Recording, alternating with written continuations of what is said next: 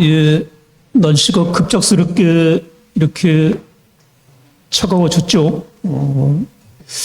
네, 이럴 때일수록 아무튼 건강 잘 지키시고요.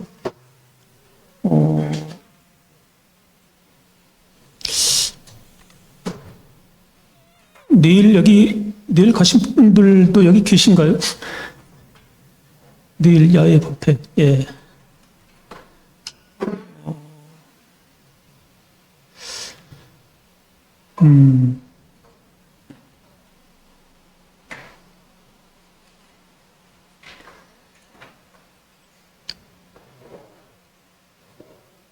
법회인데 야외에서 하는 것이죠. 뭐 그냥 그 절 구경하러 가는 것이 아니고, 보통 법회는 이제 부처님 모시고 법당에서 많이 하는데,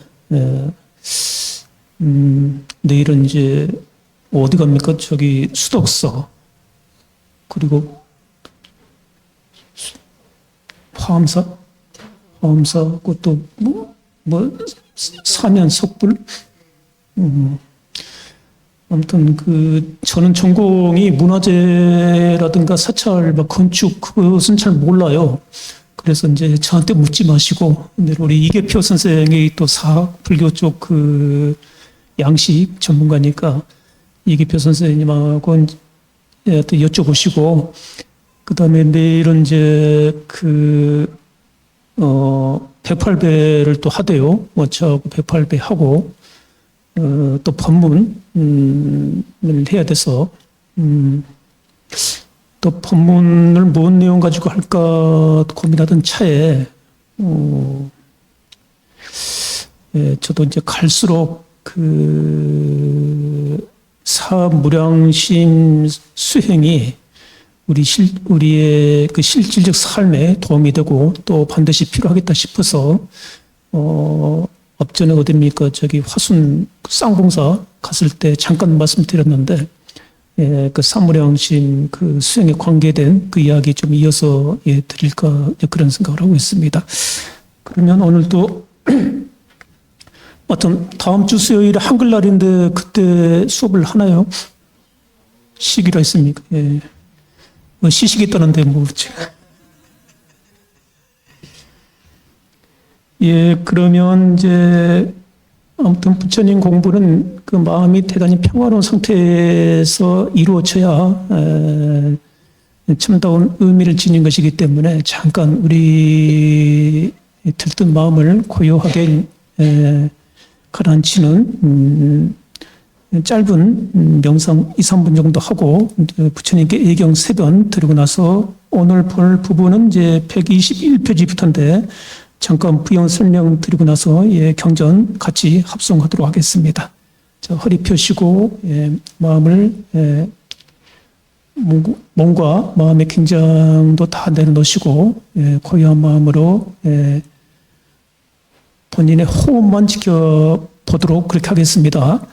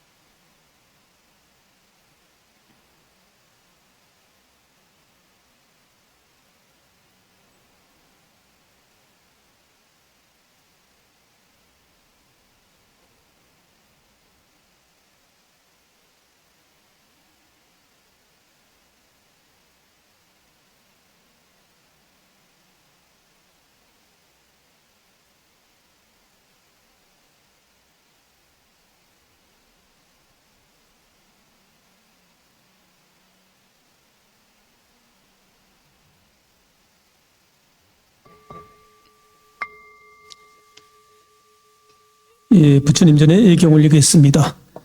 나모 따사 바가와또 아라또 삼마 삼무 따사 나모 따사 바가와또 아라또 삼마 삼무 따사 나모 따사 바가와또 아라또 삼마 삼무 따사. 예, 오늘 볼 내용이 이제 121페이지 두려울 때 붓다 담마 상가를 생각하라부터인데, 예, 여기는 시사하는 바가 큽니다. 우리가 모든 불교 의식을 할 때 제일 처음에 하는 게 뭡니까? 삼귀. 삼귀는 세 가지 요소에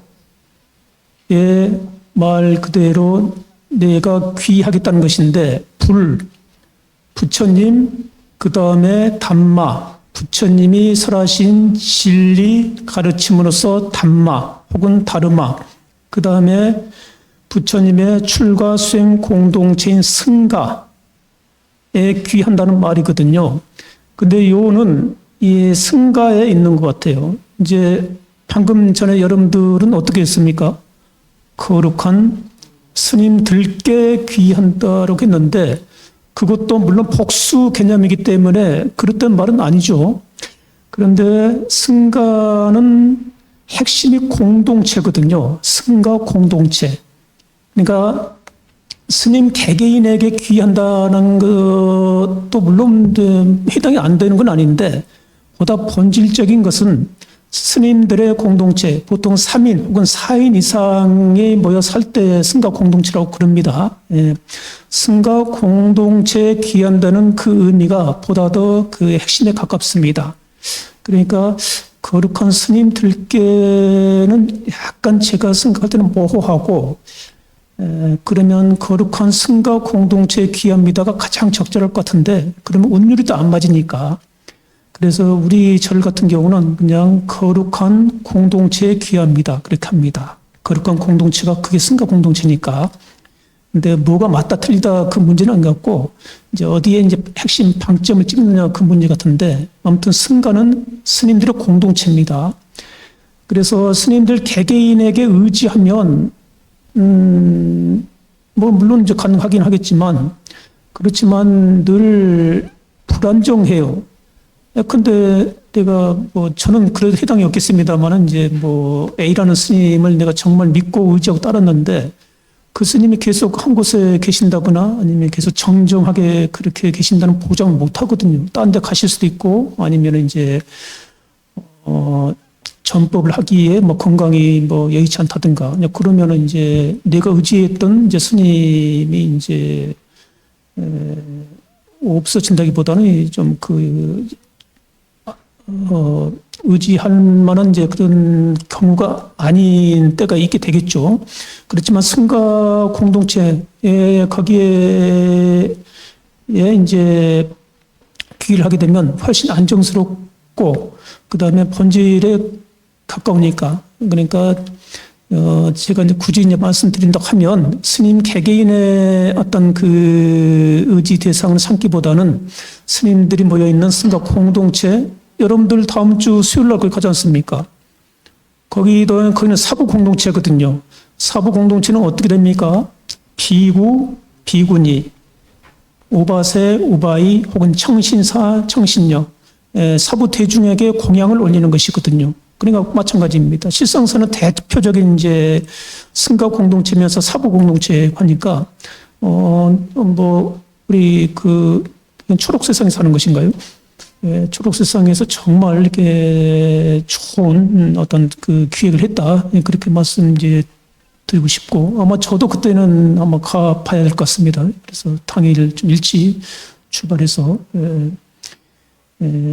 스님들께 공동체 구성원들에게 공양 올린다는 것은 정말 거룩한 일이거든요. 그래서 이제 참 깨끗한 청정한 마음을 내셨다. 이제 그런 말씀 드리고 싶고, 그 다음에 오면서 또 곰곰이 생각했는데, 저는 이제 귀처라는 말이 담고 있는 의미가 대단히 깊다는 생각을 하거든요. 우리 사회가 뭔가 불안하고, 그 다음에 좀 그렇게 살만한 곳이라고 여기는 그런 뭐라 그럴까, 좀 만족도가 낮죠. 대체적으로 내가 믿고 의지할 만한 정신적인 최후의 보루로서 의지할 대상, 귀 대상이 없는 것도 큰 원인 중에 하나라고 저는 봐요. 여러분들은 불자라고 저는 생각하는데, 여러분들은 정말 부처님 혹은 부처님이 가르치신 법 혹은 승가를 정말 내가 힘들 때, 어려울 때, 시련에 닥쳤을 때 귀할 대상으로 생각하시는가요? 미적미적 그 단계가 돼서는 안 되고, 정말 내가 죽을 고비에 놓였고 정말 죽어야 되냐 살아야 되냐 하는 그런 이제 기로에 놓였을 때 승가 혹은 부처님 혹은 부처님이 가르친 법이 의지할 대상이 되는 것인지, 우리 사회가 이제 자살 비율이 대단히 높지 않습니까? 이제 뭐 자살이라는 게 말 그대로 삶의 의지를 놔버린 것이니까 정신이 무너진 것이라고 볼 수 있는 건데, 아마 이제 전문가들에 따라서 이제 여러 이제 원인 분석이 뒤따르긴 하겠지만, 저는 이제 그 원인 중에 하나를 굳이 뽑자면 아마 그 의지할 대상이 없기 때문에, 기댈 대상이 없기 때문에, 그렇다면 종교가 그 역할을 해야 되는데, 그럼 불교만이 최고라고 말씀드린 게 아니라 올바른 지향성을 갖고 있는 종교는 다 포함되겠죠. 올바른 이제 신심 혹은 믿음 갖고 내가 귀할 대상에 있다라고 하면 그렇게 쉽게 삶을 내려놓지는 않을 것이다 하는 생각이 드는 것이거든요. 종교라는 말 자체가 가장 으뜸간 가르침, 가장 최고의 가르침이 바로 종자니까 그런 가르침이 종교인 것이거든요. 그렇기 때문에 여러분들도 제가 이제 감히 이제 부탁을 드리자면, 그냥 깔짝깔짝하는 그런 그 정도가 아니라 정말 이제 불교 부처님의 가르침, 승가를 내 삶의 거룩한 귀처, 의지, 정신적으로 내가 의지할 대상으로 그렇게 삶의 하는 중고점으로 그렇게 삼아 가실 필요는 분명히 있습니다. 그러면 삶의 백그라운드가 대단히 단단해지는 것이거든요. 쉽게 흔들리지 않습니다. 그러니까 불교의 모든 이제 기도 내지는 수행은 내가 바라는 것을 이제 성취한다, 그런 의미도 물론 포함이 되겠지만, 가장 내가 어려움에 닥쳤을 때 흔들리지 않는 그러한 어떤 든든한 마음의 힘을 갖춘, 내면의 힘을 갖추는 게 그게 가장 기도 혹은 수행의 그 본령이거든요. 그러니까 그 부처님과 부처님 가르침, 그 다음에 승가를 내 삶의 중거점, 기준점, 토대, 근거, 의리처, 귀처로 삼을 필요는 분명히 있겠다는 말씀 드립니다. 그리고 연세가 드실수록 이걸 더 절실히 받아들입니다. 이제 여러분들 귀처라고 하니까 여러분들 가장 눈에 넣어도 아프지 않을 자식들이 귀처가 되는가요? 안 됩니다. 재산이 귀처가 되는가요? 안 됩니다. 차경문에 말하지 않습니까? 삼일수심 천재보 백년 탐물 일조진. 재산 같은 것은요, 하루아침에 주식 잘못하면, 예전에 코인인가 뭔가 하면은 한 건이 쫄딱 망하기도 하고 그러대요. 그러니까 재물 당연히 필요하죠. 삶을 살아가는데 그 재산 없이 어떻게 살겠습니까? 그렇지만 거기에 그걸 의지의 대상으로 삼아서는 안 된다는 거죠. 그러면 이제 뭘 의지의 대상으로 삼을 건가, 그 고민은 진지하게 한번 해 보시기 바라고, 그래서 이 쌍유타 니까야 사카 쌍유타에서는 이제 이 이야기를 하고 있는 것이고, 그래서 왜 귀처가 필요한지는 이제 같이 읽어가면서 느껴보도록 하고, 그 다음 울력의 불참, 난다 존자까지 보고,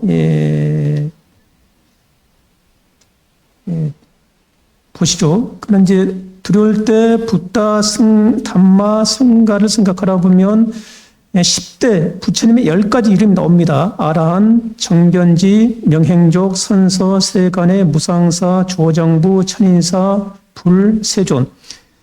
이 중에 이제 가장 독특한 게 이제 부처님은 세상의 일과 거리를 두고 사실 것처럼 뭐 그렇게 생각할 수도 있는데, 10대 명호 중에 하나가 세상을 잘 아는 분, 세간해. 세상의 이치, 세상의 흐름을 잘 통달하신 분, 그러니까 세상의 어떤 뭐 작다한 그런 것과 거리를 두신 분이 아니라 세상의 이치를 잘 아시는 분, 세간해. 이런 10대 명호 중 이런 명호도 있습니다. 세상의 이치, 세상에 돌아가는 그런 그 흐름 같은 걸 잘 아시는 분의 명호로서 세간해가 있다. 이것이 좀 특이한 것이기도 하고, 그러면 123페이지 난다 준다까지 같이 읽겠습니다.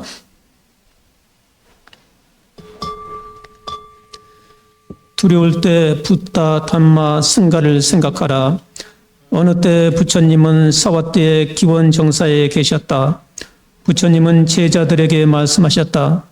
그대들이 숲이나 나무 아래나 또는 빈집에서 수행할 때 두려움, 전율, 공포가 일어날 때는 다음과 같이 나를 생각하라.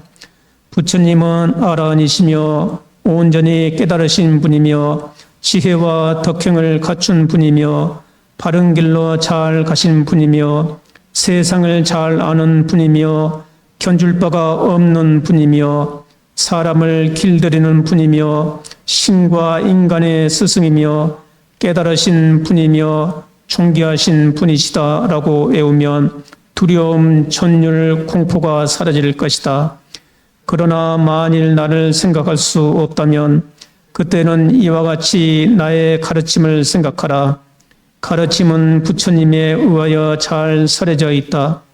그것은 지금 현재 직접 볼 수 있는 것이고 시간을 초월하며 와서 보라고 할 만한 것이고 유익한 것이고 지혜로운 이들에 의해 체득된 것이다 라고 외우면 두려움, 전율, 공포가 사라질 것이다. 그러나 만일 나의 가르침을 생각할 수 없다면 그때는 이와 같이 승가를 생각해라. 부처님 제자들의 승가는 훌륭한 길을 수행하며 정직한 길을 수행하며 진리의 길을 수행하며 합당한 길을 수행한다. 이러한 부처님 제자들의 승가는 네 쌍으로 8가지로 되어 있고 공양받을 만하며 이 세상에서 그 어느 것과도 비교할 수 없는 공덕의 복받치다라고 외우면 두려움, 전율, 공포가 사라질 것이다. 그 이유는 무엇인가? 왜냐하면 아라한이시며 온전한 깨달음을 이루신 부처님은 욕망과 증오와 어리석음에서 완전히 떠났으며 두려움이 없고 공포에 떨지 않고 겁이 없기 때문이다. 이와 같이 부처님 가르침 승가를 떠올리고 외우면 두려움, 전율, 공포가 사라질 것이다. 울력의 불참. 어느 때 부처님은 사와띠의 기원 정사에 계셨다. 그때 어떤 새로 계를 받은 비구가 탁발에서 돌아와 식사를 마치고 그의 처소로 들어가 아무것도 하지 않고 침묵 속에서 시간을 보냈다. 그래서 그는 비구들이 가사를 만드는 일을 돕지 않았다. 이에 비구들이 부처님께 이 일을 말씀드리자 부처님은 그 비구를 부르시고 비구들의 이야기가 사실이냐고 물으셨다.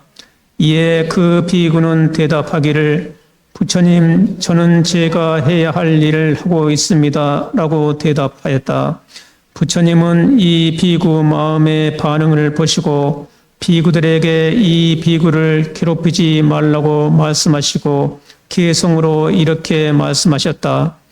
정진함에 태만한 것이 아니고 노력함이 부족한 것이 아니니 모든 괴로움에서 벗어나 열반을 성취할 것이다. 이 젊은 비구는 실로 최상의 사람이니 마라를 쳐 부수고 최후의 몸을 얻었다. 난다 존자. 어느 때 부처님은 사화때에 계셨다. 그때 부처님 이모의 아들 난다 존자는 잘 다듬은 가사를 입고 두 눈가에 칠을 하고 반짝반짝 윤기나는 바루를 들고 부처님께로 갔다. 부처님은 난다를 보고 말씀하셨다. 난다야, 믿음을 가지고 집을 나와 출가한 사람에게는 잘 다듬은 가사를 입고 두 눈을 칠하고 반짝반짝 윤기나는 바루를 들고 다니는 것은 어울리지 않는다. 그러나 숲속에 살고 탁발하여 먹고 누더기 가사를 입고 감각적 쾌락에 집착하지 않는 것이 믿음을 가지고 집을 나와 출가한 사람에게는 어울리는 것이다. 숲속에 살고 누더기 가사를 입고 탁발하여 살아가고 감각적 쾌락에 집착하지 않는 그런 난다를 언제나 볼 수 있으려나 그 후 난다 존자는 숲속에 살고 누더기 가사를 입고 탁발하여 살아가고 감각적 쾌락에 집착하지 않게 되었다.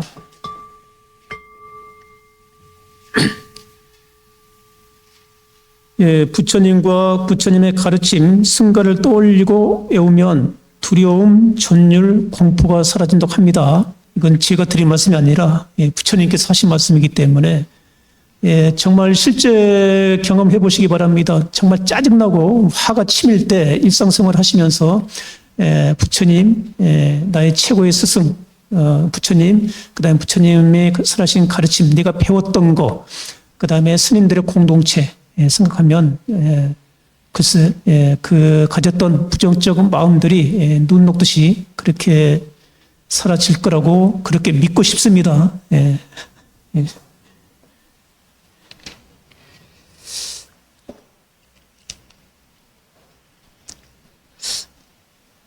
그 다음에 왜 출가 수행 생활을 하는가도 이제 이것은 스님네들에게 대단히 이제 도움이 될 만한 이야기고, 그래서 여러분들도 이제 제가 늘 말씀드리지만은 여러분도 수행자입니다. 스님들은 출가 수행자. 여러분들은 제가 수행자. 오히려 여러분들이 훨씬 더 어려운 수행을 하고 있는 거죠. 스님네들은 이렇게 걸리적거린 게 상대적으로 덜 하거든요. 아무리 이렇게 막 그 중간에 이제 일상생활 하면서 이렇게 난관이 있다 하더라도 여러분들만 하겠습니까? 대체로 이제 스님들은 어드밴티지가 있어. 그러니까 뭐 하면은 제가 저들하고 뭔가 갈등이 생기더라도 스님들이 우월한 위치에서 이렇게 할 수가 있는 것이거든요. 근데 여러분들은 그게 안 되지 않습니까? 아니, 이게, 다이다이? 그러니까, 훨씬, 역경 속에서, 그 수행의 삶을 살아가고 계시기 때문에, 한편으로 보면 여러분들이 훨씬, 제대로 된 수행을 하고 계시다. 그렇게 말씀드릴 수도 있지 않을까 싶습니다. 그러니까, 중요한 것은 여러분들도 이제, 나는 이제, 보통 그 어떤 그 제가자의 위치가 아니라 제가 수행자라고 하는 그런 어떤 그 정체성을 놓지 마시기 바랍니다. 그러니까 말하는 거, 행동하는 거, 이렇게 또 생각하는 것들이 일반 그 불자가 아닌 사람들하고 조금 달라야 돼요. 보다도 높은 정신적 어떤 그 가치를 지녀야 됩니다. 그렇지 않으면 불자하고 불자 아닌 사람들의 경계가 흐릿해집니다. 우리 이제 가끔씩 불자가 아닌 분들이 여러분들 묻잖아요. 절에 다니는 게 뭐가 그리 좋아? 아이고, 절에 다닌다도 뭐 나하고 뭐 다를 게 없네. 나하고 똑같이 생활한 거 똑같고, 말하는 거 똑같고, 뭔가 절에 다니면은 뭔가 삶이 도덕적이어야 되고, 윤리적이어야 되고, 뭔가 청정해야 되는데, 뭐 절에 다니나 아니나 뭐 똑같은데 뭐 굳이 뭐 절에 뭐하러 다녀? 그럴 수도 있지 않습니까? 그러니까 절에 다니는 사람들은 여러분 수행자라고 하는 그 생각을 늘 놓지 마시고 수행자다운 그런 그 삶을 늘 이제 견지해야 되겠다. 그런 말씀을 이제 드리고 싶고, 출가 수행을 하는 것도 아마 저도 이제 이렇게 생각을 했는데 갈수록 이제 뭔가 이렇게 나태까지는 아니고 약간 이제 삶이 이제 익숙해지니까 자칫 이제 출가 목적을 놓칠 때가 있고 그러거든요. 그럼 다시 저도 이런 경전 문구를 보면서 마음을 다시 다잡고 그러거든요. 그래서 여기 한번 보시고 126페이지 사리푸타의 열반 앞까지 보겠습니다. 그러니까 홀로 용맹정진하심까지 이제 그렇게 보도록 하겠습니다. 홀로 용맹정진하심에서는 8정도를 이야기하고 있습니다. 8정도. 왜 출가수행을 하는가? 또 아마 부처님께서 출가하신 그 뜻도 같이 새기면서 읽어보시면 뭐 도움이 되리라 봅니다. 좀 같이 또 읽겠습니다.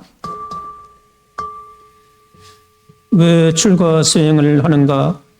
어느 때 부처님은 사카 사람들의 사는 곳인 카필라와트의 니그로다 승원에 계셨다. 부처님은 어떤 특별한 이유로서 비구들을 나무라시고 아침에 카필라와트에서 탁발을 하신 후 공양을 마치고 낮 동안의 명상을 위해 마하와나 숲으로 들어가 어린 펠루아 나무 아래 앉았다. 홀로 고요히 명상에 들었을 때 부처님은 이런 생각을 하셨다. 나는 비구 승가를 돌보지 않고 외면했다. 거기에는 세속에서 떠나온 지 얼마 안 되고 이 가르침과 계율에 들어온 지 얼마 되지 않은 새로 들어온 비구들도 있다. 만약 그들이 나를 보지 못하면 마치 어린 송아지가 어미소를 보지 못하면 송아지에게 변화와 변동이 오는 것과 마찬가지로 이들에게도 변화나 변동이 일어날 것이다. 마치 어린 씨앗이 물을 얻지 못하면 씨앗이 변화와 변동이 오듯이 이와 마찬가지로 세속에서 떠나온 지 얼마 안 되고 이 가르침과 계율에 들어온 지 얼마 되지 않은 새로 들어온 비구들도 변화와 변동이 일어날 것이다. 그러니 예전에 내가 이 비구 승가를 도왔던 것처럼 지금도 도와야겠구나. 오후에 부처님은 명상을 마치고 니그로다 승원으로 가셨다. 비구들이 하나둘 소심한 태도로 부처님 곁으로 모여들었다. 부처님은 제자들에게 말씀하셨다. 탁발을 한다는 것은 가장 낮은 형태의 생계수단이다. 그러나 훌륭한 가문의 아들들이 타당한 이유에서 그런 삶의 길을 선택하였다. 그대들이 선택한 삶의 길은 왕이 강요해서도 아니며 강도에게 쫓겨서도 아니며 빚을 졌기 때문도 아니며 두려움 때문도 아니며 생계를 유지하기 위함도 아니다. 그러면 무슨 이유 때문인가? 나는 생로병사에 헤매며 슬픔과 고통의 절망에 빠져 있다. 나는 괴로움에 빠져 있고 괴로움에 쌓여 있다. 이 모든 괴로움 덩어리의 종식을 알아야겠다라는 이유 때문이다. 이렇게 출가한 훌륭한 가문의 아들들이 아직까지도 탐욕스러운 마음이 있고 감각적 쾌락의 욕망으로 불타고 악의와 증오로 가득 차서 마음은 혼란하여 갈피를 못 잡고 선명한 마음 챙김을 잃고 집중을 못하고 정신은 흩어지고 감각기관의 통제를 잃어버린다. 이와 같은 사람은 이미 가정의 즐거움도 잃었고 또한 사문의 목표도 성취하지 못한다. 그대들은 이와 같이 자신을 반조해 보아야 한다. 이 세상에 비난받지 않고 집착할 수 있는 것이 있을까? 그러나 이 세상에는 비난받지 않고 집착할 수 있는 것은 아무것도 없다고 말씀하셨다. 홀로 용맹정진하심. 어느 때 부처님은 사와띠에 계셨다. 부처님은 제자들에게 이렇게 말씀하셨다. 나는 보름 동안 홀로 명상하고자 한다. 나에게 식사를 가져오는 사람 외에는 아무도 나에게 와서는 안 된다. 그래서 식사를 가져가는 사람 외에는 아무도 부처님을 방해하지 않았다. 보름의 명상 기간이 끝난 후 부처님은 비구들에게 이렇게 말씀하셨다. 나는 내가 예전에 온전한 깨달음을 얻었을 때 느꼈던 그런 깨달음을 보름 동안 다시 부분적으로 체험했다. 즉 잘못된 견해의 결과로 오는 현상들을 알게 되었고 잘못된 생각, 잘못된 말, 잘못된 행동, 잘못된 생활수단, 잘못된 정진, 잘못된 마음챙김, 잘못된 집중의 결과로 오는 모든 잘못된 현상들을 알게 되었다. 또한 바른 견해의 결과로 오는 모든 바른 현상들을 알게 되었다. 바른 생각, 바른 말, 바른 행동, 바른 생활수단, 바른 마음챙김, 바른 집중의 결과에서 오는 모든 바른 현상들을 알게 되었다.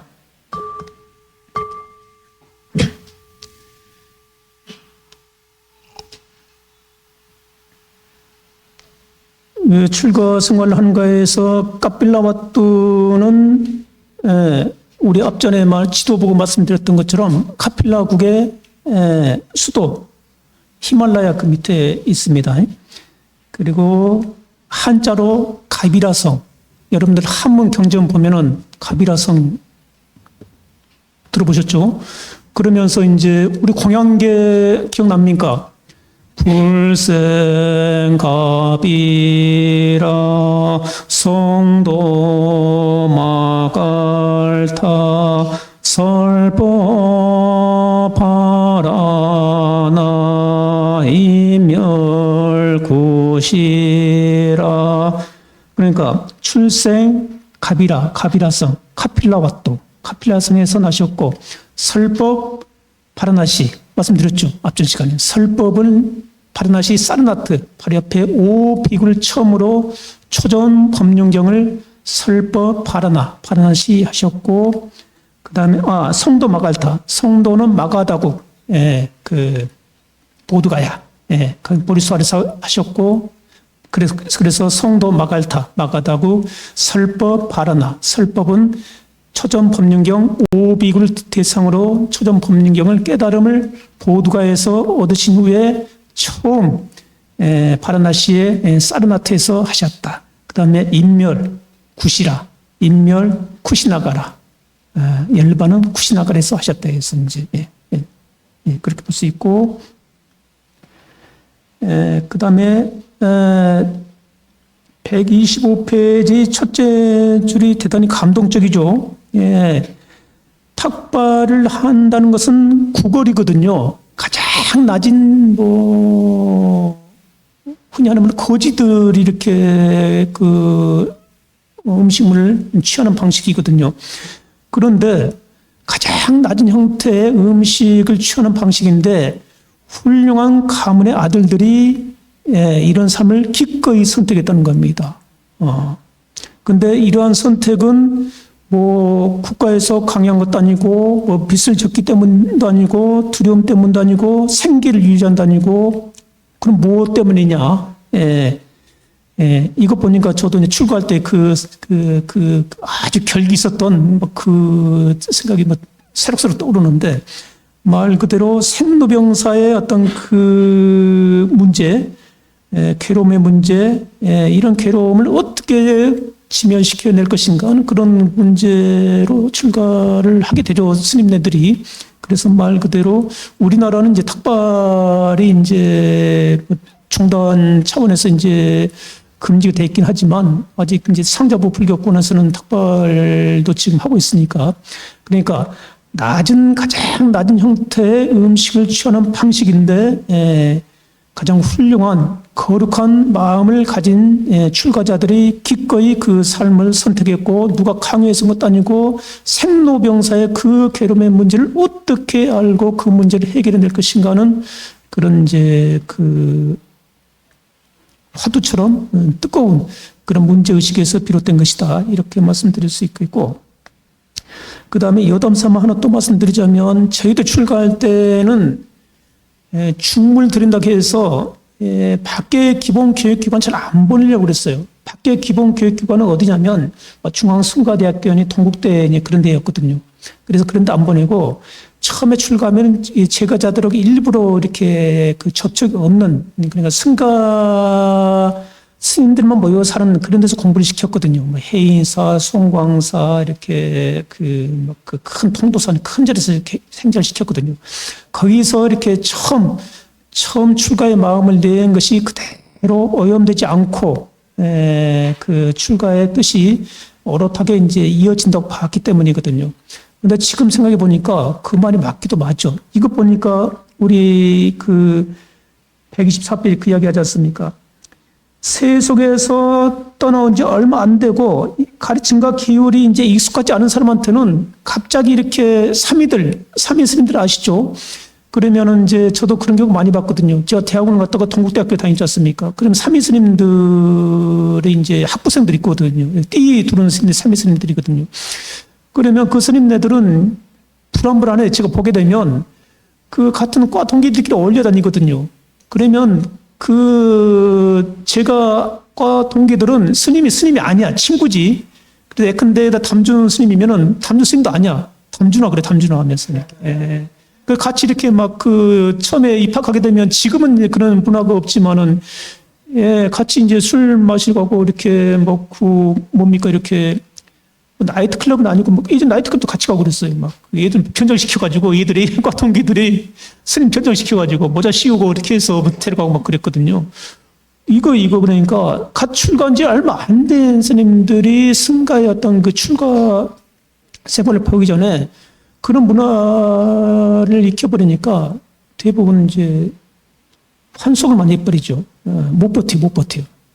그런 경우 의외로 많습니다. 그래서 대부분 예전에 어른 스님들은 이제 중노를 좀 되고 뭐 또렷하게 자기 기준이 섰을 때, 그때 이제 한 10년 넘어서면은 이제 좀 중노릇이 뭔지를 알겠지 했을 때 그때 이제 밖에 공부를 시켰거든요.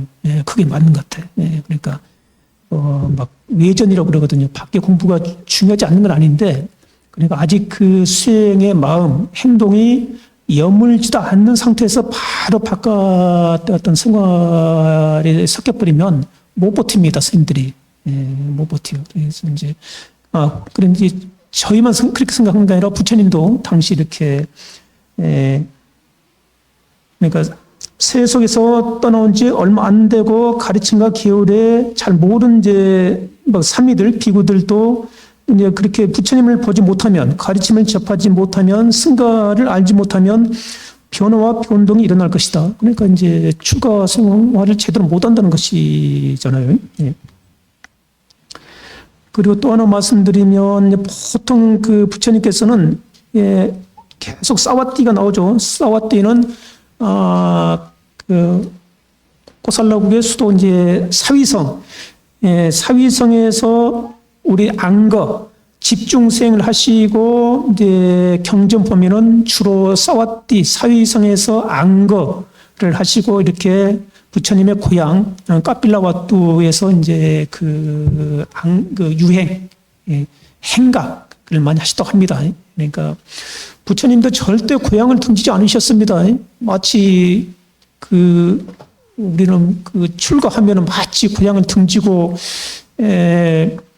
세속과의 혹은 가정의 모든 부모와의 인연을 끊고 그렇게 출가한다고 하는데, 곰곰이 생각해 보십시오. 그 부모 자식 간의 인연을 끊는 게 가능할까요? 저는 불가능하다고 보거든요. 근데 그 화가는 그랬어요. 모든 세속의 인연을 끊고 근데 부처님 안 그러셨거든. 방금 말한 대로 사와띠에서 그렇게 안가를 보내고 고향에 와서 이렇게 지내고 그다음에 아들 나홀라를 출가시키고 했지 않습니까? 그러면 도대체 뭐냐? 출가에서도 보통 우리 어른 스님들은 이제 세속의 인연을 끊으라고 그러는데, 저는 비유적 표현이라 봐요. 세팅을 다시 하는 거예요. 그러니까 세속과 인연을 다시 재리셋하는 것이라고 봐요. 그러니까 물꼬를 다시 트는 건데, 저희 어머니도 그러시거든요. 이제 뭐 제가 출가했을 때는 어머니도 정체성 혼란이 와버린 거야. 어떨 때는 아들이고, 어떨 때는 스님이고. 그러니까 이제 반말했다가 스님이라고 했다가 뭐 어머니도 헷갈리고 힘들었을 거예요. 지금 안 그러는데 말 그대로 이제 생물학적 부자지간에서 혹은 비구니슨 같으면은 이제 모녀지간에서 이제 부처님 법의 관계로 이제 그렇게 그 성격을 변화시켜야 됩니다. 그러면은 이제 그 달라져 생물학적 자식도 물론 포함되지만 이제 출가되는 그것이 가장 우선적 가치였다 하면은 이제 그것을 리셋해서 이제 그것을 후차적 가치로 두고 이제 부처님의 제자와 이제 그 세속의 이제 그 어머니 그 관계로 하면 그래서 이제 지금 저희 어머니 말씀드리자면은 이제 아주 그 스님이란 그 평생 절에 다녔던 양반이기 때문에 아주 깍듯합니다. 그래서 이제 연세가 93, 되셨는데 지금도 이렇게 어르신들 밀고 다니고 있지 않습니까? 허리꼽쟁이에서 그 한 20분 정도 막 밀고 이렇게 올라오시거든요. 지장제일 때만. 그래 와가지고 아까 재물이 귀처가 되지 못한다고 했지 않습니까? 가만히 생각해 보면 다는 아니겠지만 나이가 들수록 돈 쓸 일이 없습니다. 그러다 보니까 제 어머니 보고 하니까 주변 보더라도 약값 정도, 그러니까 물론 이제 막 그 시설에 있다든가 하면은 뭐 그 경우가 다른 문제고 대체적으로 개인이 쓸 돈은 행동 반경이 좁아들기 때문에 나가시를 못해. 어디 못 가. 그러니까 기껏 돈 들어갈 게 약값, 손지들 용돈 주는 거, 그거 외에는 쓸 데가 없어. 그러니까 제 어머니도 매번 이제 보면 돈 다 못해. 못해가지고 저래가 이제 불전에 노는 거지, 이제. 예, 예, 예. 저는 잘하신다고 그래요. 예. 마찬가지로, 예. 그러니까 이제 어머니가 이제 농담 삼아 그러거든요. 아이고, 나는 이게 뭔 복이 있길래 이제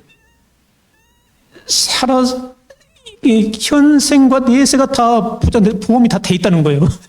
그러니까 지금 생은 이제 자식들이 이제 그 보살피고 있고, 다음 생은 스님 아들이 있는데, 뭐, 걱정될 게 뭐가 있냐. 나 같은 사람 누가 있냐. 막 그렇게 우습게 이야기하는데, 예. 아무튼 다시 되풀이 되지만, 예, 정말, 예, 삼귀금을, 예, 다시 곰곰, 생각해 보기 바랍니다. 그러니까 힘들 때 삼부처님과 부처님 가르침, 승가를 생각하면 모든 삶의 두려움, 어려움은 사라지거나 혹은 당당하게 그 어려움들을 갖다가 헤쳐나갈 수 있는 내면의 힘, 짱짱한 그런 힘이 생겨납니다. 확실합니다. 근데 만약 그렇지 않다고 그러면 나의 신심, 믿음을 다시 한번 점검해 봐야 됩니다. 그래서 그러면 이보다 더 큰 의지할 대상이 뭐가 있겠나 이제 그런 생각을 하는 거죠. 그래서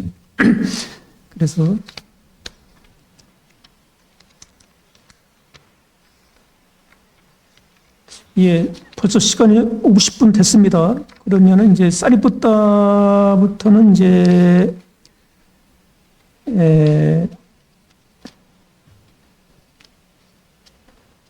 사리푸타는 그 형제가 셋, 그 다음에 그 여동생이 셋.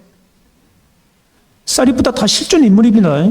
우리 한문 경전 보면 도대체 이렇게 막 그 실존 인물인지 아닌지 헷갈리고 막 그러는데,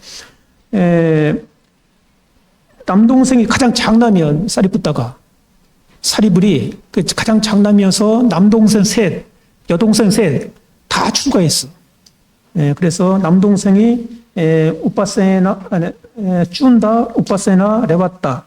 여동생들이 짤라, 우빠 짤라, 시스파 짤라. 모두 출가했습니다. 사리불도 마찬가지고. 그 다음에 이제 그 사리푸타 열반하면서 중요한 게 가장 사리불과 127페이지 사리푸타와 사리불 목련존자가 열반했는데 부처님은 가장 아끼는 제자가 열반에 들었는데 비교해서 공자가 가장 아끼는 제자 안현이 죽었을 때 그렇게 하늘이 나를 버리는구를 하면서 그렇게 비통해 하거든요. 공자는 제자 안현을 잃었을 때 안현과 똑같은 거의 비슷한 위치에 있는 부처님은 사리불과 목련을 먼저 보냈을 때 공자는 비통해하고 하늘이 나를 버리는구나 하면서 그렇게 비통해하고 애통했을 때 과연 부처님은 어떻게 생각했는가 봐보세요. 128페이지에 가리나 늙음이에서 하나, 둘, 셋, 넷, 다섯, 여섯째 줄, 일곱째 줄 보면 한 쌍의 제자 사리불과 목련존자가 열반에 들었는데도 열에게 슬픔과 비통이 없으니 그것 또한 놀라운 일이구나. 어떻게 그럴 수 있는가? 생겨나고 존재하고 조건지어진 것은 붕괴하고 만다. 붕괴하지 않는다는 것은 있을 수 없는다. 그 핵심은 가장 아끼는 제자를 잃었음에도 열에게는 슬픔과 비통이 없어요. 그럼 도대체 뭐냐? 그렇지만 연민의 마음은 가득 있습니다. 그럼 연민은 뭐고 비통과 슬픔은 뭐 어떻게 다르냐? 그 이야기는 잠깐 쉬었다가 51분이니까 8시 1분에 이어서 말씀드리도록 하겠습니다. 예, 쉬십시오. 예.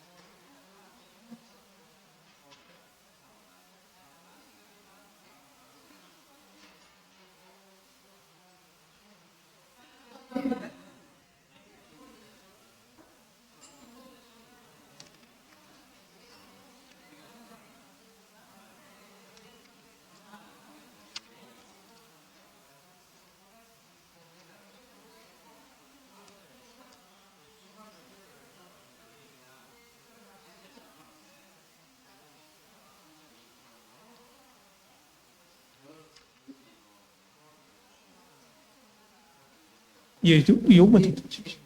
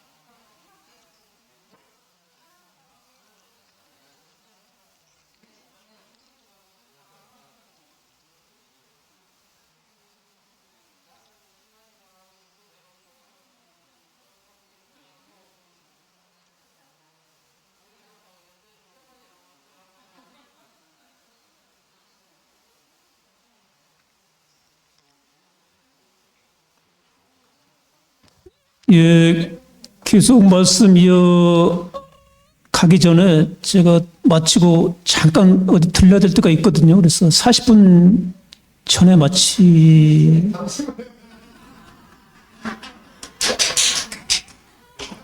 30분이요. 아니,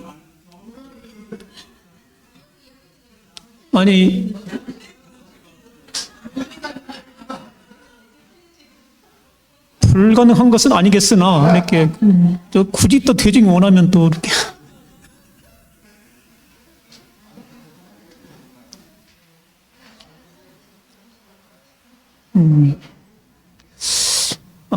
이런 일이 있어서는 안 되는데, 지금 어쩔 수 없습니다. 이렇게, 예, 또 저녁, 또 그 양반 저 때문에 못 가고 있거든요. 그래서 이게, 예, 예.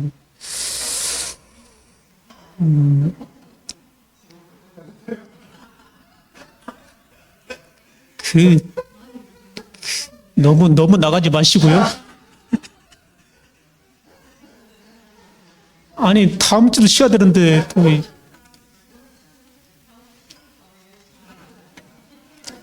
아니, 저도 갈 때 가더라도 뭔가 조금 좀 가벼운 마음에 가야 되는데, 지금 제가 가버리면 제가 마음 편하겠습니까?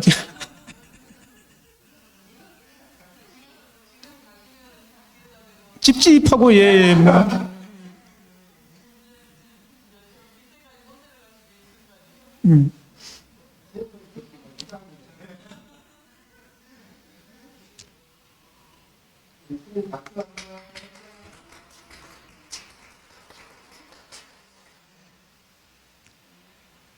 근데 이게 정말 시사하는 바가 크거든요.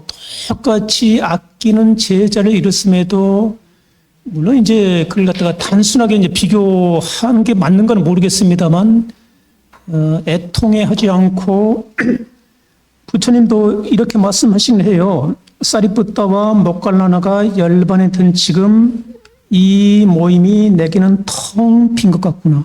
그러니까 사리부하고 목관인 있을 때는 뭔가 우리 이제 그런 경우 있지 않습니까? 뭐 든든한 사람이 자리를 딱 지켜주고 있으면은 모임이 말 그대로 알쳐 보이고 뭔가 이렇게 의지가 되고 그러는데 가장 아끼는 제자가 열반에 들여버렸으니 얼마나 허전할 거예요. 텅 빈 것 같다고 하시거든요.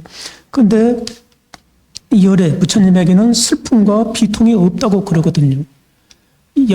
아까 말씀드린 대로 연민의 마음은 가지고 있으나 사무량심 중에서 자비 있을 때 자가 무생명을 사랑스럽게 보려고 하는 따뜻하고 친절한 마음이 맺다. 자라고 한다면 까루나는 고통과 괴로움에 빠진 무생명을 안타까워 슬퍼하면서 그 고통을 덜어주려고 하는 마음이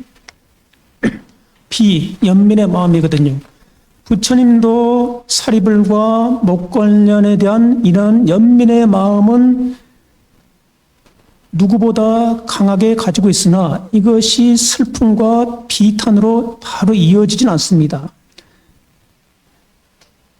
슬픔과 비탄은 고통을 유발하게 되거든요. 봅시다. 근데 연민의 마음도 개발되는 겁니다. 연민의 마음이 개발되지 않으면 대단히 무관심해거지나 이기적이고 냉담한 사람이 되기 쉽습니다. 우리 이제 백선희 총무님이 가끔 질문을 던지는데, 아니, 부처님 자꾸 괴롭다 하는데, 난 뭐가 괴로운지 모르겠다. 그러니까 이제, 예, 즐겁기만 한데, 예, 그러면 이게 역으로 보면, 연민의 마음을 개발할 필요가 있다는 겁니다. 그러니까, 우리 그런 경우 있지 않습니까? 야, 근데 자녀 중 누가 이제 그 반려견이든 반려묘를 키우는데, 보통 어른들은 좀 마땅치 않아 하거든요. 근데 갑자기 이제 허락도 안 받고 아들내미가 뭐 고양이를 데리고 왔네. 근데 아버지는 갖다 버리라고 아이고 그런 거 왜 가져왔냐고 귀찮스럽게 하다가 말 그대로 그때는 그 다른 생명에 대한 연민의 마음이 없었던 것이죠. 근데 이놈의 고양이가 걔가 막 달라붙고 막 이쁜 짓거리 하고 막 그러거든요. 그러니까 이제 처음엔 아빠가 그렇게 막 싫어하더니 자꾸 마음을 열어. 그렇게 이쁜 거야. 짠하고, 그러니까 아주 이렇게 친절한 마음도 생긴과 동시에 이놈 새끼 아프면 안 되는데 아플 때 보면 짠한 마음도 생기고 짠한 마음이 연민의 마음이 그전에 없던 연민의 마음이 그때 개발된 거잖아요. 그렇지 않습니까? 그러니까 연민의 마음 개발된 겁니다. 그런데 우리의 연민의 마음은 애착으로 이어져 버려요. 그러니까 아주 너무 이뻐. 내 새끼 같아. 근데 그 반려견이나 반려묘가 죽었을 때 생애 주기가 인간하고 다르니까 이게 뭐 얼마 안 되니까 죽으면 펫 로스라고 해서 아주 극심한 상실감에 빠져버립니다. 예. 그러니까 그렇게 살아있을 때 그렇게 애착의 관계였거든요. 근데 애착과 연민은 별개입니다. 그러니까 그런 마음을 가지고 있기 때문에 내가 아끼던 반려견, 반려묘가 죽게 되면은 대단히 고통스러워합니다. 예, 괴로워하고. 그러니까 이것은 부처님 같지만 전혀 관계가 없는 거예요. 이건 연민의 마음이 아닙니다. 연민은 절대 고통과 연계되지 않습니다. 그러니까 작동 방식은 비탄이나 슬픔과 같은데 비탄이나 슬픔이 고통, 괴로움으로 연계가 된다 하면 애착의 관계처럼 내가 아끼는 생명체가 죽었을 때 연민의 마음이 이제 그 괴로움으로 전가가 된다면 부처님 말씀했던 것처럼 아끼던 사리불과 목걸림이 죽었을 때 슬픔과 비통이 없다고 했지 않습니까? 연민의 마음은 있었지만 연민의 마음은 슬픔과 비통으로 연계되지 않고 이어지지 않기 때문에 해탈의 마음으로도 연결되는 겁니다. 비탄과 슬픔은 해탈과는 상반된 것이거든요. 그러니까 슬픔과 비탄은 다시 정리하자면 그 괴로움의 그 마음, 애착의 관계가 같이 이어져 있기 때문에 애착에 우리가 똑같은 아끼는 마음이라 하더라도 우리가 아끼는 마음은 슬픔과 비탄으로 이어지기 쉽고 그 다음에 그 존재가 상실했을 때 이제 그 괴로움으로 이어진다 하면 똑같이 안타까워하고 안타까워하는 마음이긴 하지만 연민의 마음은 그 생명체가 고통스러워하지 않기를 바라는 마음이긴 하지만은 그것이 슬픔과 비탄으로 이어지지 않는다. 연민의 마음은 슬픔과 비탄 아무 관계가 없습니다. 이 관계를 알아야 되고 말한 대로 연민의 마음 개발되는 겁니다. 그러니까 우리가 연민의 마음 개발되지 않았기 때문에 지금 이스라엘과 이란 혹은 그 지역에서 어마어마한 사람들 죽어나고 있거든요. 거기서 막 내 아픔처럼 그렇게 겪고 있는 분이 없죠. 그러니까 연민의 마음 개발이 안 된 것이에요. 그러니까 이거 하는 뉴스거리에 불과한 거예요. 뉴스거리에. 근데 부처님은 그 연민의 마음이 한량없이 개발됐기 때문에 아주 사소한 것에 대해서도 그 고통스러운 존재를 보게 되면 자비의 마음을 냅니다. 이게 부처님 마음이거든요. 근데 우리는 마음이 개발되지 않았기 때문에 냉담까지는 아니더라도 지금 그 중동에 있는 사태에 대해서 저도 마찬가지고 냉담하지 않습니까? 그런 일 있어? 누가 몇백 명 죽었다고 그러네? 딱 그 정도야, 그 정도. 근데 마음이 개발되지 않았기 때문에. 근데 사소한 우리 이제 여러분들 반려동물 키우는 분들이 계신가 모르겠지만 딱 그 정도에 갇혀 있는 거예요. 그러니까 사무량심이란 것은 이 내 조그만 바운더리에 갇혀 있는 그 마음을 확장시키는 겁니다. 확장시키는 거예요. 그게 보살의 마음이에요. 그래서 사무량심, 4가지 한량없는 광대한 마음인 것입니다. 중생의 마음은 생물학적 본인의 애착의 대상에 갇혀 있어요. 내 새끼, 내 가족, 딱 여기서 벗어나지 못해. 그래서 막 다른 이제 나하고 내 가족과 별개 집단은 이렇게 적대적이기까지는 아니더라도 무관심해. 이건 애착의 관계예요. 연민의 관계가 아니에요. 그건 여러분 불자리니까 그는 애착의 관계를 뛰어넘어서 연민의 마음을 개발해야 됩니다. 그것이 보살에 가까워지려는 마음이고 이것이 불자로서 지녀할 마음인 것이거든요.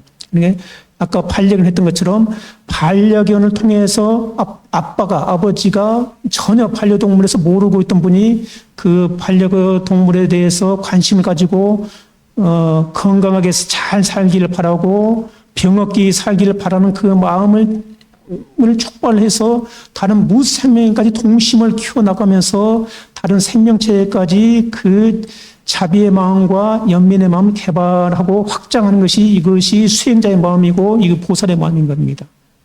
그런데 여기에는 말씀드린 대로 고통과 슬픔과는 별개입니다. 어렵죠? 예. 연민의 짠한 마음이긴 한데 그것이 고통과 슬픔으로 바로 이어지지는 않는다. 이것이 부처님의 마음인 겁니다. 예. 그러니까 모갈라나 존재하고 사리불 존재가 열반했을 때 부처님은 이 상가, 승가 대중의 어떤 모임이 텅 빈 것 같구나. 그렇게 말씀하시지만은 예, 여기 경전의 말처럼 비통해하거나 슬퍼한다는 대목은 없습니다.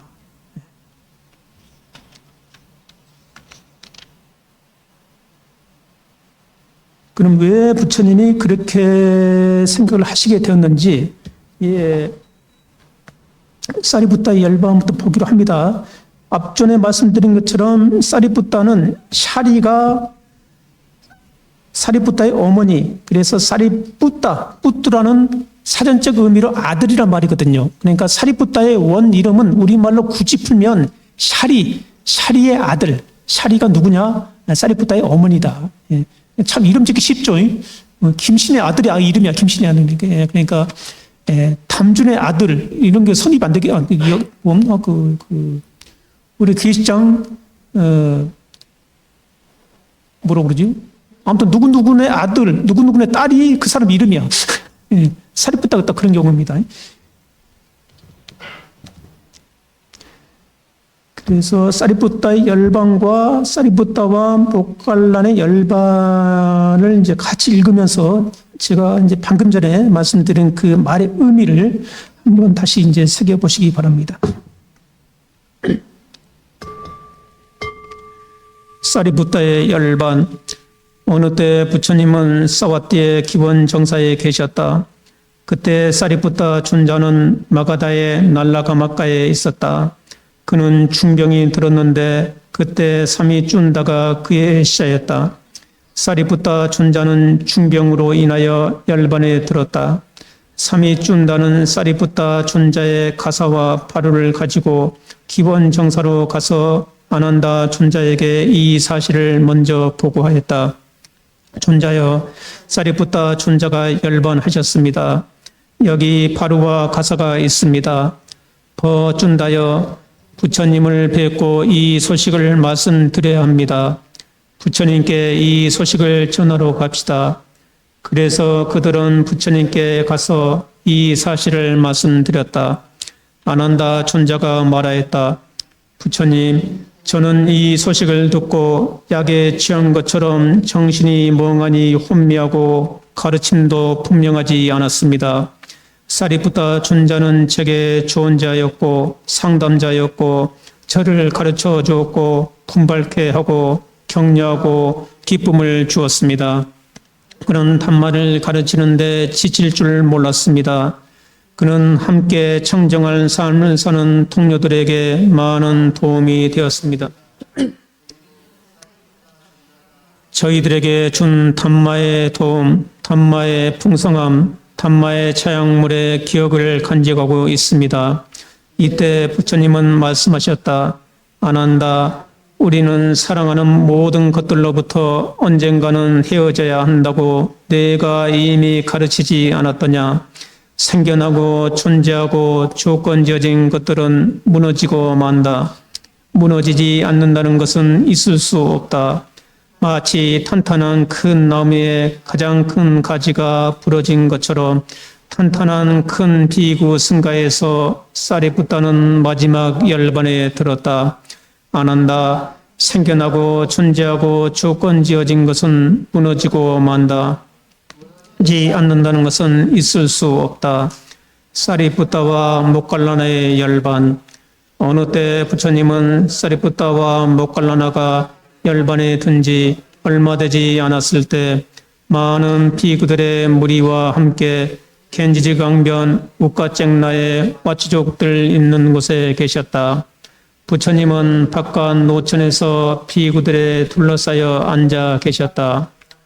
부처님은 침묵하고 앉아있는 비구들을 둘러보시고 말씀하셨다.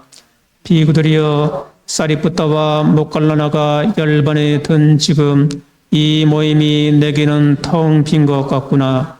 전에는 사리푸타와 모갈라나가 어디에 있든 상관없이 모임이 텅 빈 것 같지 않았다. 그들은 어떤가는 한 쌍의 제자였다. 제자로서 그들이 얼마나 열심히 스승의 가르침을 실천했는지, 얼마나 스승의 충고에 순응했는지, 얼마나 사부대중의 사랑을 받고 기쁨을 주었는지, 얼마나 존경을 받았는지 참으로 놀라운 일이다. 이와 같은 한 쌍의 제자가 열반에 들었는데도 열에게 슬픔과 비통이 없으니 그것 또한 놀라운 일이구나. 어떻게 그럴 수 있는가? 생겨나고 존재하고 조건지어진 것은 붕괴하고 만다.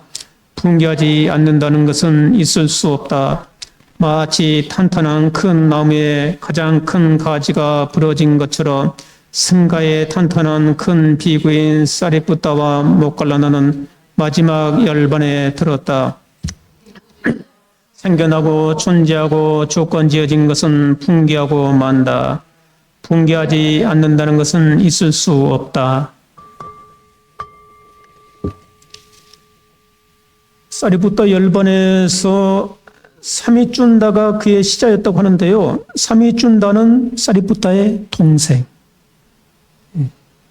남동생 셋이 있다고 그랬잖아요.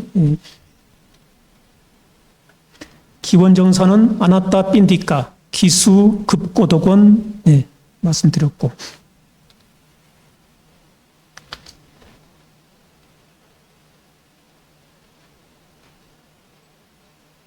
말씀드린 대로 사무량심의 두 번째가 연민, 비인데 연민은 슬픔이나 비애같이 슬픔이나 비애, 비통함은 고통을 유발하게 되는데 슬픔과 비애같이 연민은 작동 방식은 유사해 보이나 고통을 유발하지 않는다. 부처님 경전을 통해서 우리가 확인했지 않습니까? 그러니까 만약에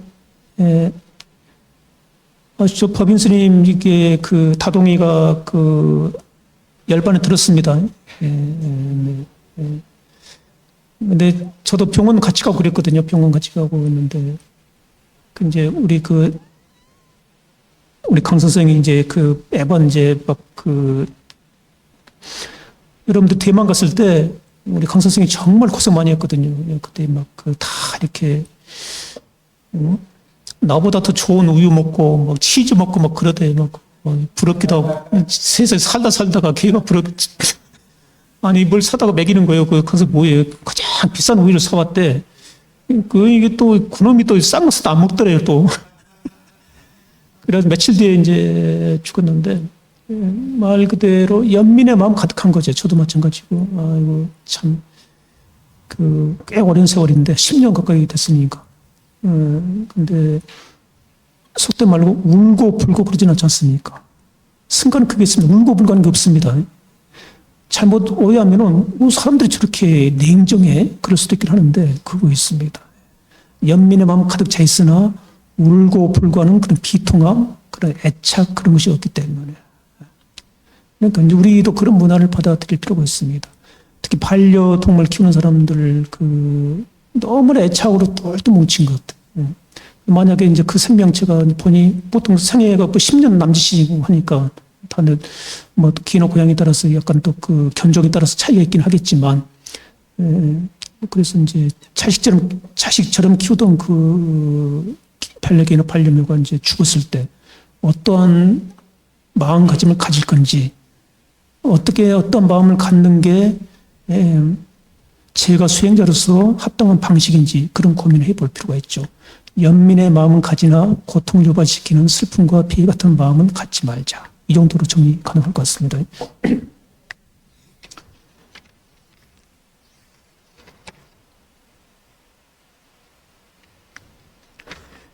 그 다음에 가련한 늙으면은 부처님의 정말 인간적인 모습을 확인할 수 있고요. 부처님을 위해 법복을 만들다 해서 131페이지.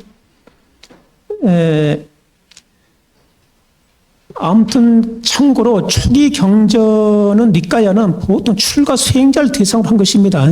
그렇기 때문에 다 그런 건 아닌데, 그렇기 때문에 상대적으로 제가 수행자의 삶을 속박의 삶으로 봐요. 그건 벗어나의 삶으로 보는 것이거든요. 근데 이제 그러한 배경하에 생겨났다는 것 정도만 아시고, 그렇지만 출가가 얼마든지 속박이 될 수도 있습니다. 출가가 세속을 그리워하면 제가 사는 데가 바로 먹자골목이 있고 그러거든요. 먹자골목 지글지글 거리는 그것을 제가 그리워하면 출가가 이게 쉽게 말하는 승복이 장애 속박이고, 이것을 벗으면 바로 갈 수 있는데, 그러니까 출가 제가자는 바로 이렇게 단순 명쾌하게 딱 그 출가는 뭐 열반의 삶이고 제가는 속박의 삶이라고 기계적으로 말할 수 없는 게, 출가의 삶도 얼마든지 세속을, 우리 그 자경문에 보면 그런 대목이 있습니다. 세속을 그리워하면 얼마든지 출가가 얼마나 걱정스러울 거예요. 승복이 걱정스러워. 그런 삶은. 역으로 제가가 속박의 삶이라고 하지만은 얼마든지 그 청정하게 수행자답게 잘 살면, 그렇게 직장생활하고 사업을 하고 늘 부처님 마음, 부처님 가르침, 승가, 부처님을 상귀처럼 늘 그걸 새기면서 마음 챙김하면서 일상을 살아가면 제거가 속박이는커녕 얼마나 거기가 아주 청정한 도량일 수도 있는 것이죠. 예, 그러니까 공간적으로 부처님은 그렇게 말씀하시지만, 여러분 비틀어서 거기에 갖다 창의적 어떤 그 발상, 뭔가 새로운 이제 시대적 배경에 맞게 해석을 잘해서 출가와 제가가 그렇게 기계적으로 구분할 수 있는 건 아닌 것 같다. 출가가 말씀드린 대로 얼마든지 출가의 삶이 속박이 될 수도 있고, 제가의 삶이 열반의 삶이 될 수도 있다. 그런 생각을 하시기 바랍니다. 그걸 왜 말씀드리는가 하면, 131페이지에 그 1000명의 비구니 승가에 주신 가르침에서 그 위로 넷째 줄 보면, 그런가 집에서 사는 것은 속박의 삶이며 탐진치에 티끌에 덮인 삶이다. 그러나 출가의 삶은 확 트인 공간과 같다. 이제 그대들의 정진을 보여줄 때가 되었다. 그러니까 이제 이것이 통상적인 해석인데, 이 해석을 그대로 받아들이지 말고, 집에서 사는 것이 속박의 삶이기는커녕 열반에 가까운 삶이 얼마든지 될 수 있습니다. 그리고 또 그런 삶을 보여온 제가자들이 많이 있습니다. 있고, 오늘 알았는데 우리 그 이준표 교수가 출가를 했대. 조계종은 이제 나이가 이제 다 들어서 안 떠가지고, 이제 그 태고종? 천태종? 태고종?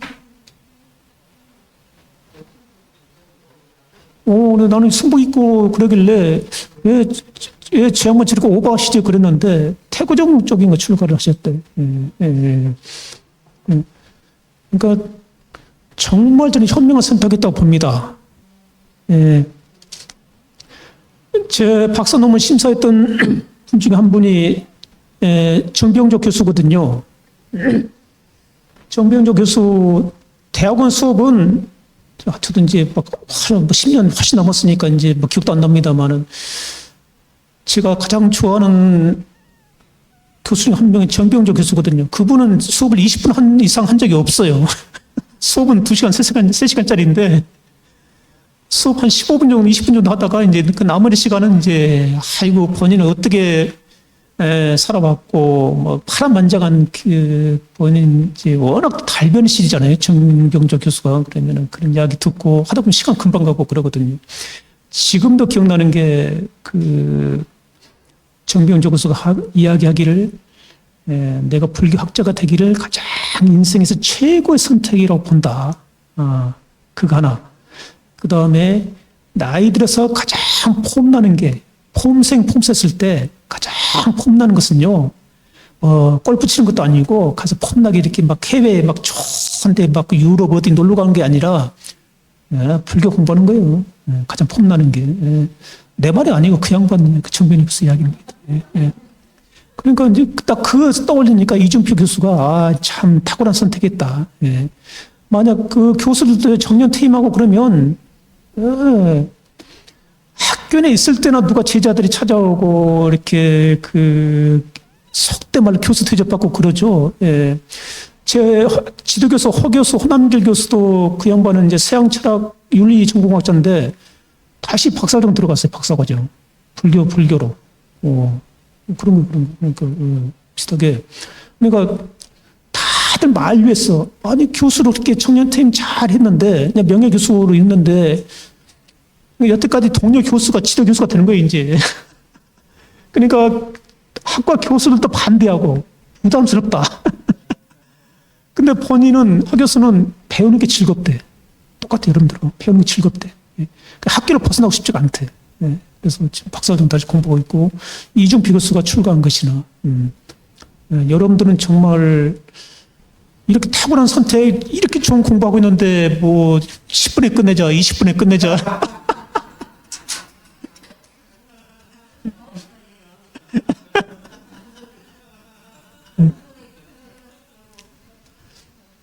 그리고 불교 공부는요, 여러분 스스로는 못 느껴요. 내가 얼마나 좋은 사람인지 그걸 못 느끼는데 공부 제대로 하면요, 야, 니 변했다잉? 그 이야기 들을 수 있습니다. 예? 또라이라고? 부러우니까 그렇게 이야기합니다. 근데 이게 딱 아마 가장 가까이 있는 분은요, 불교 공부 제대로 하고 그러면요, 그 옆에 사람도 인정해 줍니다. 뭔가 대놓고 이야기는 못 하더라도, 좀 사람 좀 변한 것 같은데? 좋은 방향. 그리고 이제 공부가 됐냐, 안 됐냐의 그 척도는, 불선심 요소, 선하지 못한 요소에서 자꾸 멀어져요. 염리심이 생긴다고 그러거든요. 그러니까 막 일부러 한 게 아니라 재미가 없어.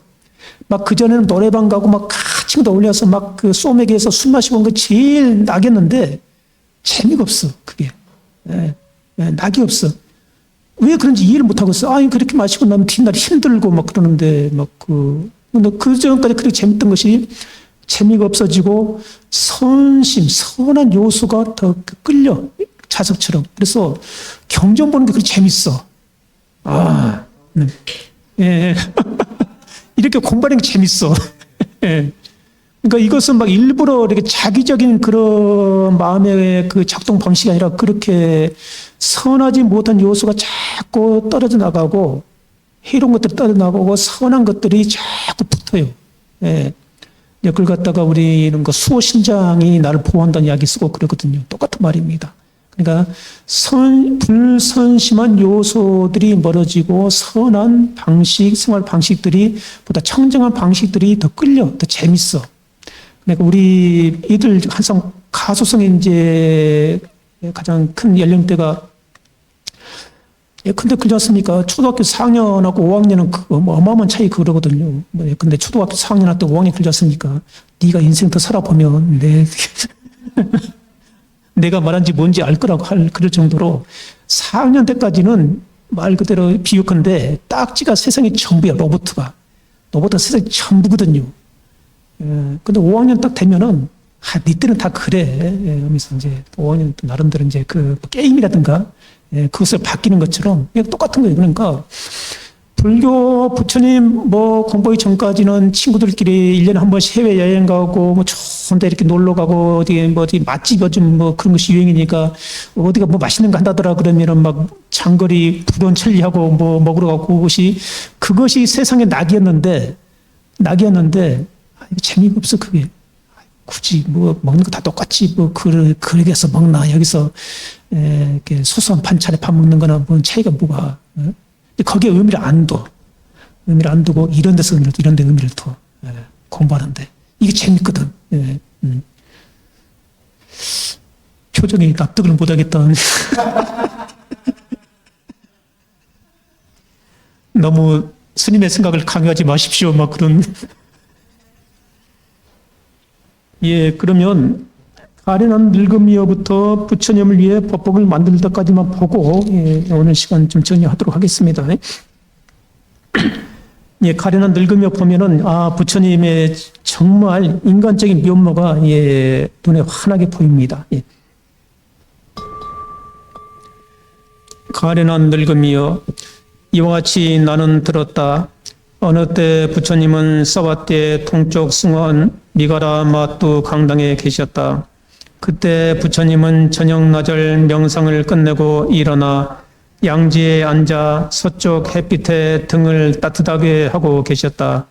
아난다 존자는 부처님께 와서 손과 발을 문질러 드리면서 말하였다. 부처님, 놀라운 일입니다. 부처님의 안색은 더 이상 막지 않고 빛나지 않고 사지는 주름지고 물렁해졌습니다. 등도 앞으로 굽고 감각기관의 변화가 눈에 보입니다. 그렇다 아난다. 젊은 사람은 늙게 마련이고 건강한 사람은 병들게 마련이고 안색은 더 이상 예전처럼 막지 않고 빛나지 않는다.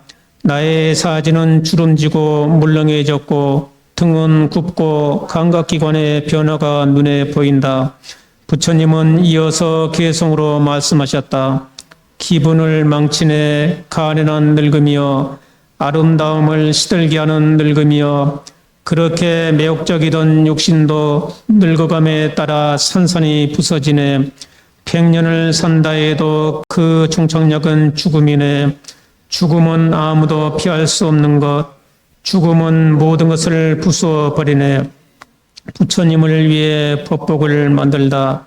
어느 때 사와띠에서 많은 비구들이 앞으로 3개월 후면 부처님은 이 완성된 가사를 입으시고 행각에 나설 것이다 라고 생각하면서 부처님의 법복을 만들고 있었다. 그때 파스나디 왕의 시종인 목수 이시다타와 뿌라나가 일이 있어 사두카에 머물고 있었다. 그런데 그들은 많은 비구들이 부처님 법복을 만들고 있다는 이야기, 3개월 후에 부처님은 새로 만든 법복을 입고 행각에 나서실 것이라는 이야기를 들었다. 그래서 그들은 부처님이 지나실 때쯤 한 사람을 시켜 길목을 지키게 하고 말하였다. 여복의 아라니시며 온전히 깨달으신 부처님이 지나가시는 것을 보면 즉시 우리에게 알려주게. 2, 3일이 지나서 그 사람은 부처님을 보았고 즉시 보고하였다. 그래서 이시다타와 뿌라나는 부처님을 뒤따라가서 인사를 드리고 부처님 뒤를 따라 걸었다. 나무 아래로 가서 그들이 마련한 자리에 앉으셨다. 이시다타와 뿌라나는 부처님께 애를 올리고 한쪽에 앉아서 이렇게 말씀드렸다. 저희들은 부처님이 사와띠에서 꼬살라로 행각을 떠나신다는 이야기를 듣고 부처님은 우리에게서 멀리 계실 것이다 라는 생각에 실망이 되고 우울하였습니다. 그러나 부처님이 꼬살라에서 사와띠로 행각을 떠나신다는 이야기를 듣고 부처님은 우리 가까이 계실 것이다 라는 생각에 기뻤습니다. 그리고 부처님이 기원 정사에 계시다는 면 부처님은 우리 가까이 계신다는 생각에 더욱 기뻤습니다. 그런가 집에서 사는 것은 속박의 삶이며 탐진치의 티끌에 덮인 삶이다. 그러나 출가의 삶은 확 트인 공간과 같다. 이제 그대들의 정진을 보여줄 때가 되었다. 그런데 부처님, 저희들은 아직도 더욱 억압하는 속박이 있습니다. 정말 그것은 가장 억압적입니다. 아직도 더욱 억압하는 속박은 무엇인가? 부처님, 파스나디 왕이 정원에 나들이를 갈 때 왕이 타고 갈 코끼리를 준비하여 왕이 사랑하는 사랑스러운 아내들을 한 명은 앞에 한 명은 뒤에 앉힙니다. 그런데 그들 몸에서 나는 향기가 너무 달콤합니다. 마치 향 상자를 열어놓은 것 같습니다. 그들 몸의 감촉은 마치 목화 솜털처럼 너무 부드럽고 굉장히 섬세하게 자란 왕실의 여인들인 것 같습니다. 그런데 부처님, 이런 때 저희들은 코끼리나 돌봐야 하고 그 여인들이나 보호해야 하고 우리 자신들이나 보호해야 합니다. 그럼에도 불구하고 우리는 그 여인들에 대하여 어떤 나쁜 생각을 떠올리는 것을 그만두지 못합니다. 부처님, 이것이 저희들을 아직도 더욱 억압하는 속박이고 가장 억압적인 것입니다. 그런가 집에서 사는 것은 속박의 삶이며 탐진치의 티끌에 덮인 삶이다. 그러나 출가의 삶은 확 트인 공간과 같다. 이제 그대들의 정진을 보여줄 때가 되었다. 부처님은 그들에게 깨달음으로 가는 길에 대하여 더 말씀하셨다. 가련한 늙음이요에서 부처님의 이런 면모는 처음이죠.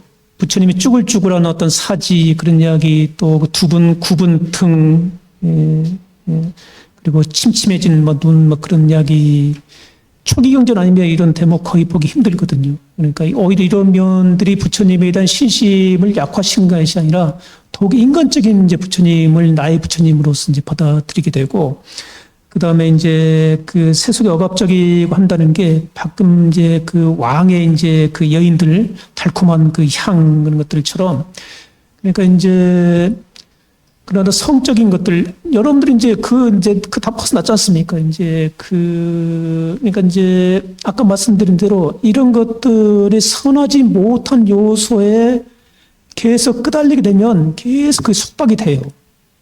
제가 출가 그 중요한 게 아니라 선하지 못한 먹자골목에서 어떤 막 왁자기질하게 막 먹고 놀고 막 오늘은 우리 먹고 죽자 막 그렇게 가고 그러면 제가 한때 그랬거든요. 그러니까 그런 것들은 계속 그 되풀이하면 그 속박의 삶이 됩니다. 그렇지만 똑같은 제가의 삶이라더라도 집에 어떤 수행의 어떤 그 공간 만들어 놓고 아주 집을 청정하게 만들 수도 있고 그러거든요. 그러면 여러분처럼 이 시간에 내일은 쉬는 날인데 어느 날 같은 날은 한 잔씩 친구들 만나서 이렇게 즐길 수 있는데 그럼에도 불구하고 여러분들 약속이 많았을 건데도 불구하고 오늘 이 공부를 하러 오신 거 아닙니까? 그러니까 대단히 선한 활동을 하러 오신 것이거든요. 그러면 이것은 절대 속박의 삶으로 이어지지 않습니다. 이건 해탈의 삶으로 이어집니다. 아까 말했던 전자의 삶은 속박의 삶으로 이어지기 때문에 탐진치 삶으로 이어지고 불선심한 삶의 요소로 한다면 그런 방향을 이끈다면 여러분들이 공부하는 삶은 수행 전진하는 삶은 기도하는 삶은 부처님 가르침을 공부하는 삶은 해탈 열반의 길로 이끄는 삶이고 속박으로부터 멀어지는 삶이다. 비록 여러분이 제가 수행자 삶을 살고 있더라도 이런 삶 것은 분명하다고 그렇게 말씀드릴 수 있을 것 같습니다. 딱 39분 됐습니다. 그러면 이제 내일 가실 분들 가시고 혹여 못 가신 분들은 개천절 날 한번 또 다른 약속 잡지 말고 나만의 방식으로 정진해보겠다 하고 해보시고 한번 그렇게 한번 하루 보내보십시오. 뭐 절에 가도 괜찮고 뭐 안 가도 괜찮긴 한데 그러니까 괜히 집에서 이제 집에 계시면 좌선이란 거 한번 해볼까? 그래서 이제 그런 것도 한번 해보시고 뭐 걷기 수행이 있다고 그러는데 하면서 요즘 뭐 맨발 걷기 된 데 많이 있고 그러잖아요. 산에 가서 걷기 수행 어렵지 않거든요. 이렇게 그 마음 챙김을 이제 발가락에 두면 되는 것이거든요. 그래서 걷기 수행 행주자와 어묵동정 그 자체가 수행이거든요. 일상생활 자체가 수행이기 때문에 그래서 내일 하루는 제가 수행자답게 하루 살아보자. 꼭 수덕사 안 가더라도 그런 마음가짐으로 살아보고 혹여 이제 누구를 만나게 되면 만났을 때 자비의 마음으로 자애의 마음으로 연민의 마음으로 그 사람을 이제 한번 대해 보십시오. 그러면은 상대방이 저 사람 왜 그러지 하면서도 미쳤나 하면서 드디어 너도 갈 때가 됐구나 또. 스님 오늘도 감사합니다. 학생들 많으셨습니다.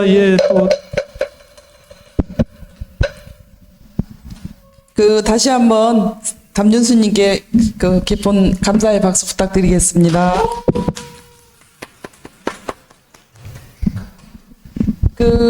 공지사항 말씀드릴게요. 내일 예산 수덕사로 야외법회 갑니다. 가능하면 여기 계신 분 참석해 주셨으면 좋겠고, 그 다음에 5일날, 토요일날은 우리 다보아 보살님 49제가 12시에 선덕사에서 있고요.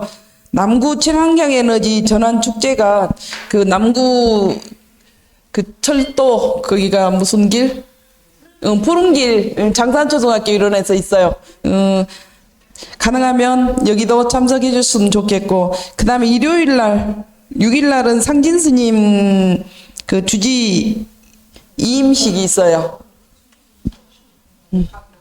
네, 광덕사에 오전 10시 반에. 그 다음에 이제 6일은 우리 플로깅 라이프 전용사 그 행사 있습니다. 그 다음에 이제 가장 중요한 거 다 중요하지만 9일날 실상사 대중공양이 있어요. 8일날 오후에 시간 되신 분들은 여기 오셔서 그 꼭 봉사 좀 부탁드릴게요. 시간 좀 부탁 좀 드립니다. 그 여기 우리 김동채 초록세상 부단장님 계시는데 오늘도 은행 뭐 까시고 엄청 고생 많이 하시더라고요. 준비하시느라고. 그 다음에 17일은 목요일 날 그 아카데미 사기 강의가 있는데 그날 천도 스님 울산에서 오십니다. 그날 이제 상관없이 다 오시면 좋겠고, 그 다음에 사내들의 양산 가는 거고, 그 다음에 또 중요한 것, 아까 논하드린 거 있죠? 지리산 피아골을 뭐 가서 가을을 담다. 저는 아이들 데리고 작년에 4번 정도 여기 가서 1박 2일 캠프 했었어요. 엄청 좋습니다. 특히 10월 26일, 7일은 아마 피아골 단풍이 최고일 거예요. 다 참석해 주셨으면 하는 바람입니다. 자, 다음은 다 일어서 주시고 불자 환경 5개가 있겠습니다.